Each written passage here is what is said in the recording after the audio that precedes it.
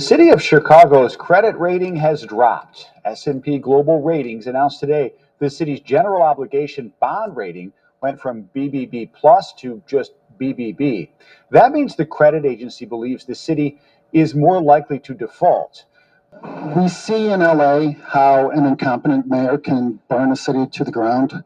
A lot of Chicagoans are telling me that they fear that you're burning Chicago to the ground financially, and the S&P downgrade is proof of that. You say that you're surrounded by the greatest financial minds in the country, yet your vice mayor, who's standing right next to you, Alderman Burnett, is a convicted bank robber.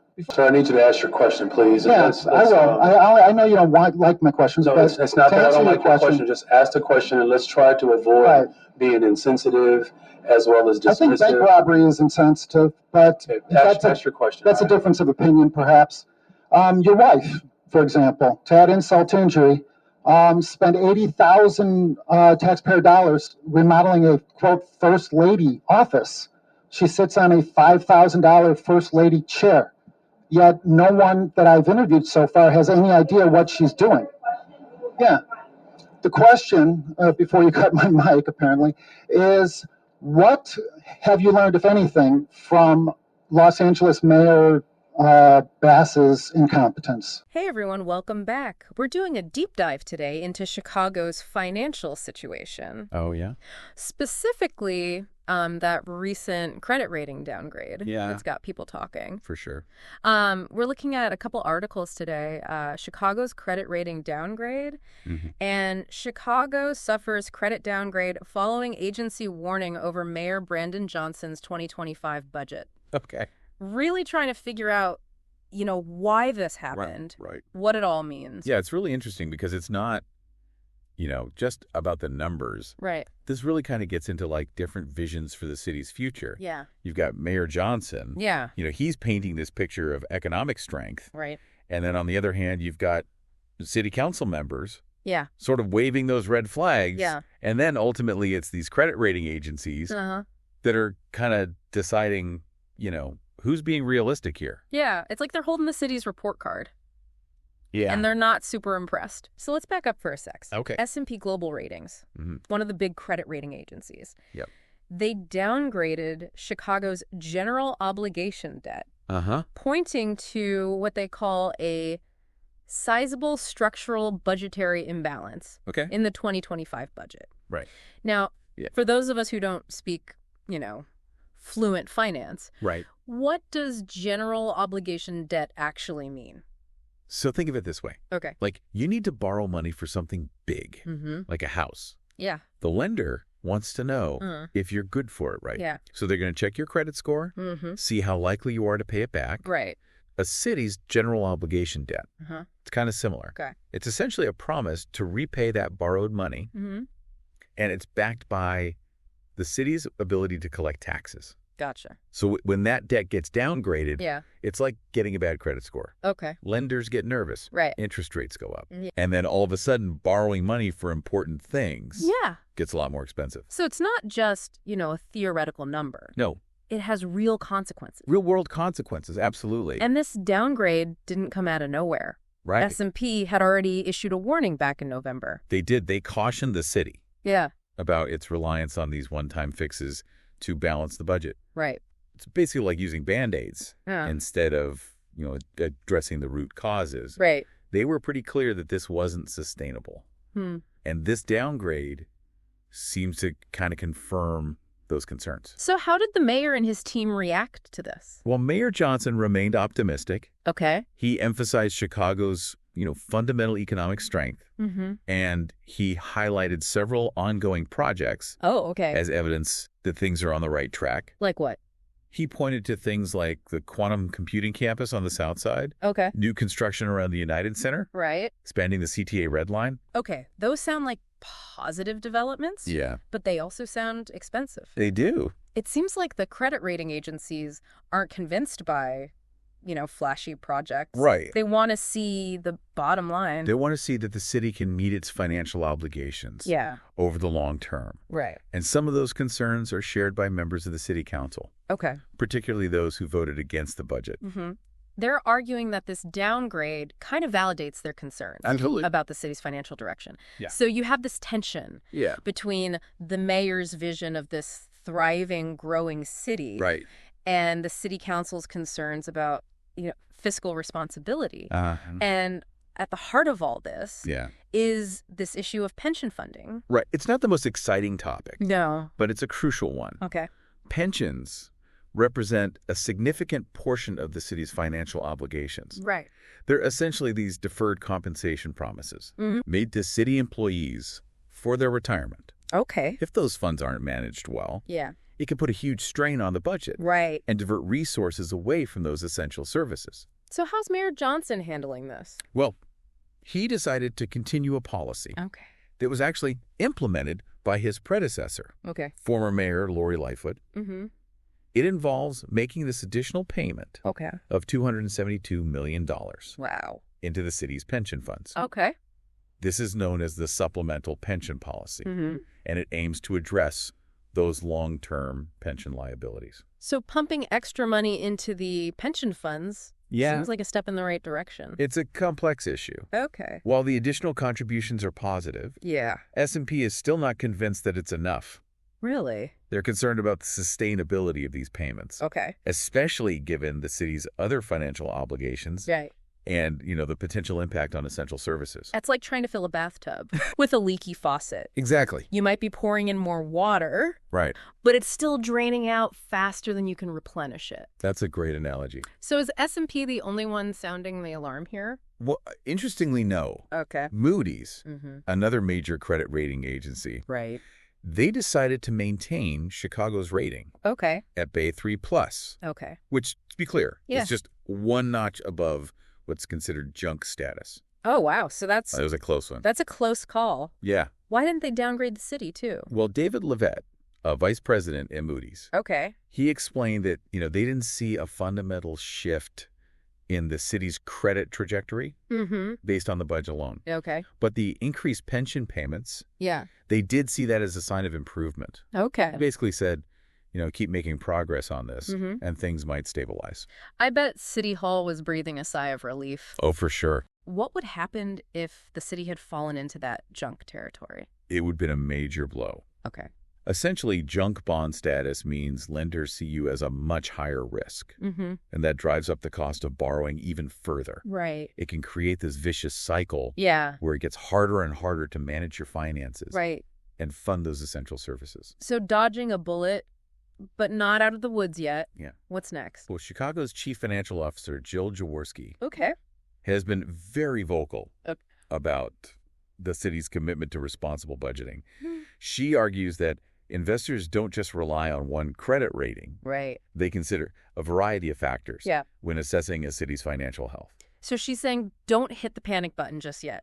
Exactly. Okay. She's emphasizing that Chicago has a plan, and she's committed to working with the city council to address these challenges in the upcoming 2026 budget. Right. But, I think it's important to remember this isn't just about numbers on a spreadsheet. Right. It's about real people. Yeah. Real neighborhoods feeling the effects of these decisions. That's a really good point. Yeah. It's easy to get lost in the, budget talks and ratings. Absolutely. But ultimately, this is about the lives of Chicagoans. It is. Their schools, their parks, their safety. Absolutely.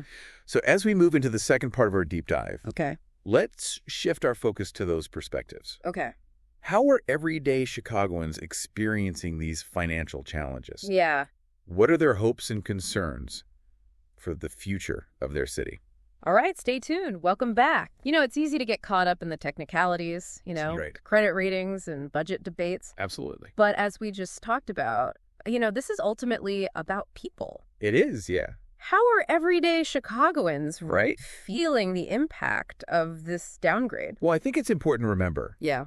that Chicago is a city of diverse neighborhoods, each with its own unique challenges and opportunities. Yeah. This downgrade doesn't affect everyone equally. For some communities. It might amplify existing anxieties about city services and resources. So it's not just about abstract numbers. Right. It's about how those numbers translate into real-life experiences for residents. Yeah, like, for example, imagine you live in a neighborhood that's already struggling with underfunded schools or limited access to health care. Right. A downgrade might fuel concerns Yeah.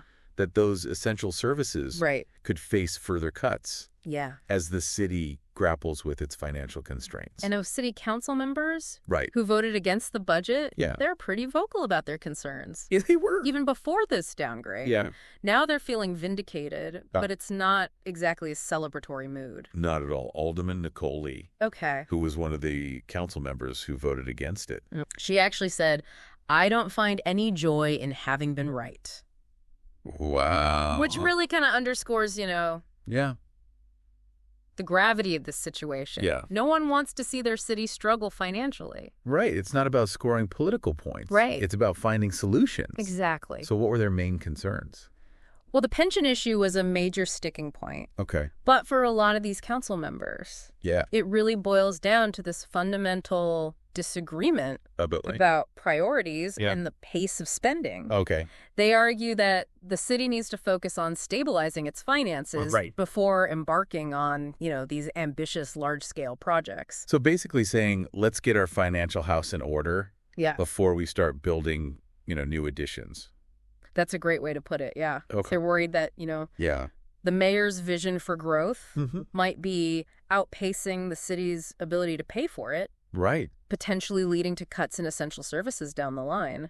And Governor Pritzker. Even though he's not directly involved in this, he also expressed concerns. He did. Right. Yeah, he specifically highlighted the potential impact on taxpayers. Okay. Particularly if the city needs to borrow more money at higher interest rates because of the downgrade. Right. He's essentially worried about those long-term costs that could trickle down to residents. It's like that old saying, there's no such thing as a free lunch. Exactly. Someone always ends up footing the bill. Right.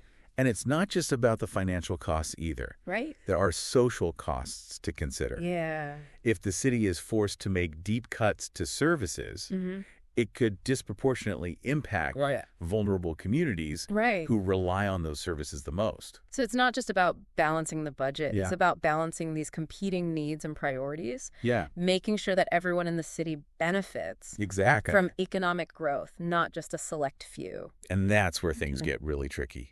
Yeah. There's no one-size-fits-all solution. Right. It requires, careful consideration of trade-offs, long-term planning, and most importantly, listening to the diverse voices of Chicagoans themselves. Speaking of diverse voices, Yeah. I know there are a lot of community groups and residents who are actively engaged in this. They are. What are their perspectives? Well, there's a growing movement Okay. advocating for more transparency Okay. and accountability in the city's budgeting process. Okay. They want to see clear explanations of how taxpayer dollars are being spent, Okay. and they want more opportunities to participate in decision-making. So it's about empowering citizens to be active participants in shaping their city's financial future. Exactly. Not just passive observers. They believe that by working together, Yeah. residents and city officials can find creative and equitable solutions to these complex challenges. Okay, so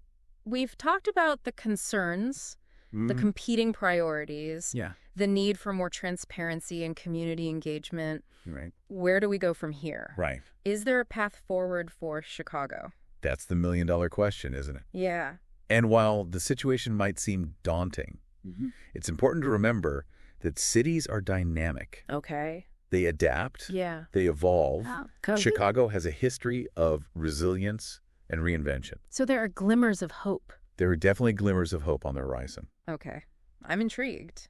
Give me some hope here. Well, there are a few key areas Okay. that experts and community leaders are focusing on. We'll delve into those in detail in the final part of our deep dive. All right. Keep us in suspense. I'm ready to explore those potential solutions. All right. So we talked about the downgrading, the clashing viewpoints, the concerns of everyday Chicagoans. Yeah. Now let's talk about solutions. Okay. What's the path forward? Well, I think, it's important to remember that a credit rating downgrade, Yeah.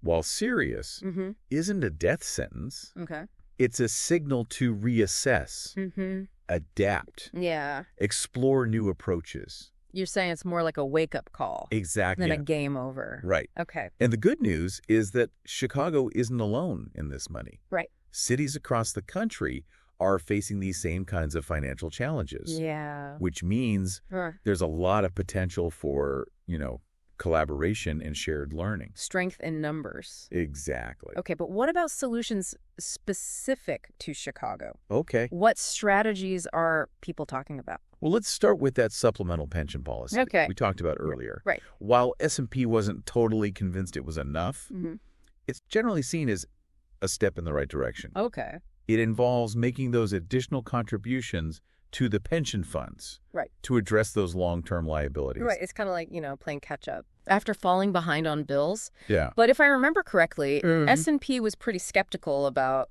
whether the city could actually keep up those extra payments without making cuts elsewhere. That's a valid concern. Yeah. And it highlights that balancing act that the city's facing. Yeah. On one hand, you need to address those pension obligations, avoid a bigger crisis down the road. Right. But you can't do that at the expense of essential services that residents rely on. So it's not as simple either. No. It's about finding that balance. Yeah, that sweet spot. Right. Where you're making, responsible financial decisions, but not sacrificing the quality of life for Chicagoans. Exactly. Okay, so beyond the pension issue, what else? Another strategy that's gaining traction is diversifying revenue streams. Okay, break that down for me. What does that actually mean? So essentially it means not putting all your eggs in one basket. Okay. Right now, the city relies heavily on property taxes, which can be volatile, sensitive to, economic fluctuations. Right. Diversifying revenue would involve exploring other sources of income. Like what? Like local sales taxes, taxes on ride-hailing services, or even entertainment taxes. I can already hear the groans from some Chicagoans about new taxes. For sure. But I guess the argument is that it's better to have that more stable and predictable revenue base. Exactly. Even if it means some adjustments. It's about spreading the burden more evenly. Okay. And making sure that the city has the resources it needs to provide those essential services. Okay. Makes sense. But I imagine those conversations about new taxes can get pretty heated. For sure. What are some other solutions that maybe don't involve, reaching into taxpayers' pockets? Well, there's a lot of talk about equitable economic development. Okay. The idea is that instead of just focusing on attracting large corporations or high-end developments, the city should prioritize investments that benefit a wider range of communities and residents. So thinking about how to lift all boats, not just the yachts. Exactly. Okay. Supporting small businesses. Yeah. Investing in workforce development programs. Creating opportunities in underserved neighborhoods. Right. These are all strategies that can lead to more inclusive and sustainable economic growth. Okay. Which ultimately generates more tax revenue for the city right. in the long run. Sounds like a win-win. Yeah. Both improving the lives of residents and boosting the city's financial health. Absolutely. Any other ideas? Well, we've talked a lot about transparency and accountability. Right. There are concrete steps the city can take to make that a reality. Things like making budget information more accessible to the public, creating online tools to track spending, holding regular community forums where residents can voice their concerns and provide input. So empowering citizens to be active participants in shaping their city's financial future, That's exactly not just passive observers. It's about building trust, fostering collaboration, making sure everyone has a voice in the process. It's about recognizing we're all in this together. We all have a stake in Chicago's success. Absolutely. So for our listeners who've been following along, trying to make sense of this, what's the takeaway? Okay. What can they do? Well, first and foremost, stay informed and stay engaged. Okay. Don't just tune out the news because it seems complicated or overwhelming. Right. The more you understand about the city's finances, Yeah. the better equipped you'll be to advocate for your own interests and hold your elected officials accountable. Don't just complain on social media. Actually get involved. Exactly. Attend city council meetings. Right. Participate in community forums. Reach out to your older person. Your voice matters. So taking ownership. Right. Recognizing we all have a role to play. We do. In shaping the future of our city. And secondly, don't lose sight of the bigger picture. Okay. Yes, the downgrade presents challenges, but it also presents an opportunity for innovation, collaboration, reimagining what a thriving, equitable Chicago can look like. Turning a crisis into a catalyst for positive change. Exactly. Cities are dynamic. They are. They evolve. They adapt. Chicago has a long history of overcoming adversity. It does. And emerging stronger. Stronger than ever. The future of the city is not predetermined. It's not. It's shaped by the actions, the choices, Yeah. the engagement of its people. That's a powerful message to end on. It is. So, to our listener, Chicago's at a crossroads. But the path forward is not set in stone. Right. The decisions made today will have a lasting impact on the city for generations to come. Absolutely. Stay informed, stay engaged. Yeah. And remember your voice, your actions. They can make a difference. They can. This is your city. It is. Your future. Yeah. What will you do to shape it?